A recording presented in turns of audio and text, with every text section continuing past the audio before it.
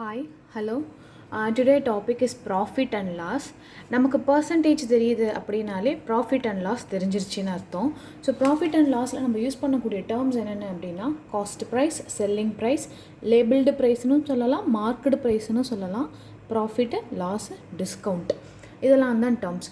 Cost price அப்படிங்கிறது வந்து என்ன அப்படின்னா ஒரு பொருளோட ஒரிஜினல் ப்ரைஸ் அப்படிங்கிறது தான் நமக்கு காஸ்ட் ப்ரைஸ் அப்படிங்கிறது.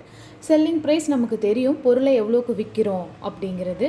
லேபிள்டு ப்ரைஸ், மார்க்கெட் ப்ரைஸ் நாங்கள் வந்து என்னென்னா, இப்போ நம்ம ஒரு சில கடைகள்லாம் போகிறோம், ஒரு டெக்ஸ்டைல்ஸ்க்கு நம்ம போகிறோம் அப்படின்னா காஸ்ட் ப்ரைஸ் ஒன்று இருக்கும், அதை லேபிள் பண்ணிவிட்டு இன்றைக்கி எங்களுக்கான டிஸ்கவுண்ட் ப்ரைஸ் இதுதான் அப்படின்ற மாதிரிலாம் போட்டிருப்பாங்க. அவங்க லேபிள் ஒட்டி அவங்க எவ்வளோக்கு வாங்கினாங்கன்னு நமக்கு தெரியாது. ஃபார் எக்ஸாம்பிள் அவங்க 100 ரூபாய்க்கு பொருளை வாங்கியிருந்துருக்கலாம், வாங்கிட்டு அதில் 120 ரூபா நமக்கு மார்க் பண்ணி வைக்கலாம்.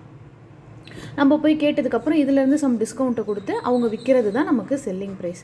அதாவது ரீட்டைலர் ஒரிஜினல் ப்ரைஸ்லேருந்து ரீட்டைலர் ஃபிக்ஸ் பண்ணக்கூடிய ப்ரைஸ் தான் நமக்கு மார்க்கெட் ப்ரைஸ் ஆர் லேபிள்டு ப்ரைஸ்னு சொல்லுவோம். ஸோ ஒரிஜினல் ப்ரைஸை விட ஜாஸ்தியாக விற்றோம் அப்படின்னா நமக்கு அது ப்ராஃபிட்டு, இல்லைன்னா அது லாஸ். டிஸ்கவுண்ட் அப்படிங்கிறது ரீட்டைலர் பார்த்து நமக்கு கொடுக்கக்கூடிய டிஸ்கவுண்ட்டை தான் நம்ம சொல்லுவோம். இதெல்லாமே நம்ம டேர்ம்ஸ், நமக்கு தெரிஞ்ச டேர்ம்ஸ் தான். இதை எப்படி நம்ம சம்மில் அப்ளை பண்ண போகிறோம் அப்படிங்கிறது தான் இந்த இடத்துல விஷயம். ஸோ இதில் என்ன அப்படின்னா சேம் காஸ்ட் ப்ரைஸ்க்கும் செல்லிங் ப்ரைஸ்க்கும் இருக்கக்கூடிய ரிலேஷன்ஷிப்பும் ஒன்று ப்ராஃபிட்டாக இருக்கலாம், இல்லைனா லாஸாக இருக்கலாம். ஒரிஜினல் ப்ரைஸை விட ஜாஸ்தியாக விற்றோம்னா நமக்கு ப்ராஃபிட், ஒரிஜினல் ப்ரைஸை விட கம்மி ரேட்டுக்கு விற்றோம்னா நமக்கு அது நஷ்டம்தான் ஆக போகுது இல்லையா, நம்ம வாங்கினதை விட. ஓகே, இதுவே மார்க்கெட் ப்ரைஸ், லேபிள் ப்ரைஸ்னால் ஒரிஜினல் ப்ரைஸ் என்னங்கிறது நமக்கு தெரியாது, பட் இவங்கெல்லாம் ரீட்டைலர் அவங்களோட லேபிளில் நமக்கு ஸ்டிக்கர் ஒட்டி விற்கிறது தான் வந்து என்னது மார்க்கெட் ப்ரைஸ் ஆர் லேபிள்டு ப்ரைஸ்னு சொல்லலாம். இதில் இருந்து நமக்கு டிஸ்கவுண்ட் கொடுத்து ஒரு ரேட்டுக்கு விற்பாங்க இல்லையா, டிஸ்கவுண்ட் அப்படிங்கிறது லேபிள்டு ப்ரைஸுக்கும் செல்லிங் ப்ரைஸுக்கும் இருக்கக்கூடியது தான் வந்து டிஸ்கவுண்ட். நம்ம நினச்சிட்ருப்போம் டிஸ்கவுண்ட் கொடுத்து நம்ம வாங்கிட்டோம், ஆனால் அதோட ஆக்சுவல் ப்ரைஸே நமக்கு வேறையாக தான் இருக்கும். ஸோ காஸ்ட் ப்ரைஸ்க்கும் செல்லிங் ப்ரைஸ்க்கும் ப்ராஃபிட்டாக இருக்கும், லாஸாக இருக்கும். இந்த ப்ரைஸ்க்கும் இருக்கிறது நமக்கு என்னது டிஸ்கவுண்ட். இது நம்ம சம்மில் அப்ளை பண்ணும்போது ரொம்ப ஈஸி.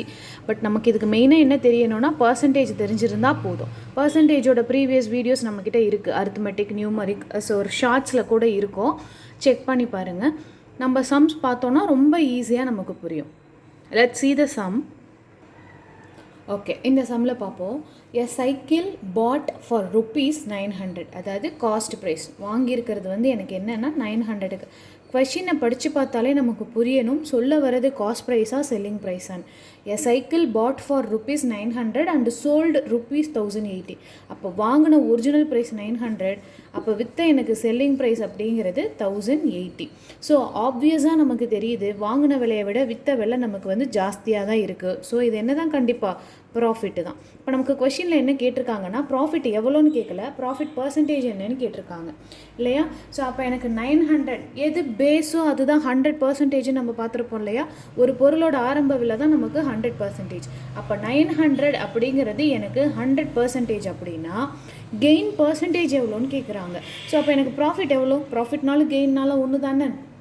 ஸோ அப்போ எனக்கு ப்ராஃபிட் இந்த இடத்துல எவ்வளோ, ப்ராஃபிட் எனக்கு எவ்வளோ 1080 விற்றுருக்குமா, 180 ரூபாய் எனக்கு வந்து லாபமாக இருந்திருக்கா. அமௌண்ட்டு மட்டும் கேட்டால் அதை எடுத்து போட்டுருவோம், பட் அமௌண்ட்டோட பர்சன்டேஜ் கேட்குறாங்க. அப்போ எனக்கு ஸ்டார்டிங் ப்ரைஸ் 900ங்கிறது 100%னா ப்ராஃபிட்டாக கிடைச்சா 180 ருபீஸ் அப்படிங்கிறது எனக்கு எத்தனை பர்சன்டேஜ். ஜஸ்ட் கிராஸ் மல்டிப்ளை பண்ணி நம்ம ஃபைண்ட் அவுட் பண்ணுவோம் இல்லையா. சேம் 0 கேன்சல் ஆகும், 19 is 19, 2 times 20.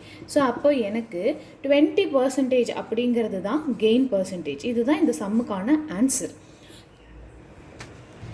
ஸோ இன்னொரு சிம்பிள் ட்ரிக் நான் இதில் சொல்கிறேன், இதை மற்ற சம்ஸில் நம்ம அப்ளை பண்ணுவோம். ஸோ இந்த சம்மில் எனக்கு காஸ்ட் ப்ரைஸ் அப்படிங்கிறது 100% இல்லையா, ப்ராஃபிட் அப்படிங்கிறது எனக்கு 20%, ஆமாவா. அப்போ எனக்கு செல்லிங் ப்ரைஸ் எத்தனை பர்சன்டேஜாக இருந்திருக்கும், இந்த 1080ங்கிறது எனக்கு எத்தனை பர்சன்டேஜாக இருந்திருக்கும். 100 ரூபா பொருளை 20% சேர்த்து விற்றா அப்போ எனக்கு செல்லிங் ப்ரைஸ் அப்படிங்கிறது 120% இல்லையா. ஸோ இது நம்ம தெரிஞ்சுக்கணும், காஸ்ட் ப்ரைஸில் இருந்து 20% ப்ராஃபிட் அப்படின்னா 100+ தான் எனக்கு செல்லிங் ப்ரைஸ். இஃப் இன்கேஸ் இது லாஸாக இருந்தால் அடுத்த சம்மில் பார்ப்போம். இன்கேஸ் லாஸ் வந்தால் நான் அந்த சம்மில் சொல்கிறேன். பட் இதை தெரிஞ்சுக்கிட்டால் நம்ம நிறைய சம்ஸில் இதை வந்து நம்ம அப்ளை பண்ணுற மாதிரி இருக்கும். கிளியரா? ஓகே, இந்த சம்மில் a product bought for ₹600 and sold it for ₹500. அப்போது காஸ்ட் ப்ரைஸ் அப்படிங்கிறது எனக்கு 600 ரூபா, செல்லிங் ப்ரைஸ் அப்படிங்கிறது 500 ரூபாய். இந்த சம்மை பார்க்கும்போதே தெரியும் வாங்கின விலையை விட விற்ற விலை கம்மி. அப்போ எனக்கு என்ன தான் ஆயிருக்கும்? லாஸ் தான் ஆயிருக்கும். எவ்வளோ லாஸு? 100 ருபீஸ் எனக்கு லாஸ். பட் கொஷின்ஸில் என்ன கேட்டிருக்காங்கன்னா ஃபைன் லாஸ் பர்சன்டேஜ். நம்ம லாஸ்ட் டைமில் பார்த்த மாதிரியே 600 காஸ்ட் ப்ரைஸ் அப்படி எனக்கு 100% அப்படின்னா லாஸ் ஆன எனக்கு 100 அப்படிங்கிறது எத்தனை பர்சன்டேஜ்னு நம்ம ஃபைண்ட் அவுட் பண்ணணும். ஸோ ஜஸ்ட் கிராஸ் மல்டிப்ளை பண்ணி பாருங்கள். நம்ம சம்ஸில் சால்வ் பண்ணியிருப்போம். அவ்வளோதான். எனக்கு என்ன வந்திருக்கும்? 16.66% தான் எனக்கு லாஸ் பர்சன்டேஜ். அப்போது லிசன், இந்த சம்மில் எனக்கு காஸ்ட் ப்ரைஸ் அப்படிங்கிறது 100%, எனக்கு இது லாஸ் தான் ஆயிருக்கு. லாஸ் அப்படிங்கிறது 16.66% இல்லையா? அப்போ எனக்கு செல்லிங் ப்ரைஸ் என்னவா இருந்திருக்கும்? 100% இருக்க பொருளை 16.66% நஷ்டத்துக்கு விட்டால் அப்போ செல்லிங் ப்ரைஸ் இந்த 500ங்கிறது எனக்கு எத்தனை பர்சன்டேஜாக இருந்திருக்கும் சொல்ல முடியுமா? எஸ், 83% ஆயிருக்குமா? இதுதானே நமக்கு செல்லிங் ப்ரைஸோட பர்சன்டேஜ் இல்லையா? ஸோ அவ்வளோதான். 600 அப்படிங்கிறது செக் பண்ணி பார்த்துக்கலாம். 100% அப்படின்னா லாஸ் ஆன 500ங்கிறது எனக்கு எத்தனை பர்சன்டேஜ் நம்ம ஃபைண்ட் அவுட் பண்ணோம்னாலே ஆன்சர் நமக்கு கிடச்சிடும். இப்படி பண்ணிங்கனாலும் உங்களுக்கு இந்த ஆன்சர் தான் கிடைக்கும். ஸோ அதுக்கு நம்ம இதை வச்சு போட்டுக்கலாம். இது எதுக்கு நான் சொல்கிறேன்னா, ஒரு சில சம்மில் இதை யூஸ் பண்ணி நம்ம சம்மை சால்வ் பண்ணுற மாதிரி இருக்கும். அதுக்காக தான். கிளியரா? ஸோ சப்ஸ்கிரைப் பண்ணிக்கோங்க, ஷேர் பண்ணிக்கோங்க. Bank exams and competitive exams படிக்கிற எல்லாத்துக்குமே இந்த மெத்தட் ரொம்ப யூஸ் ஆகும். 30 செகண்ட்ஸில் நம்மளால் சம்மை சால்வ் பண்ண முடியும் இந்த மெத்தடில் போனால். தேங்க்யூ.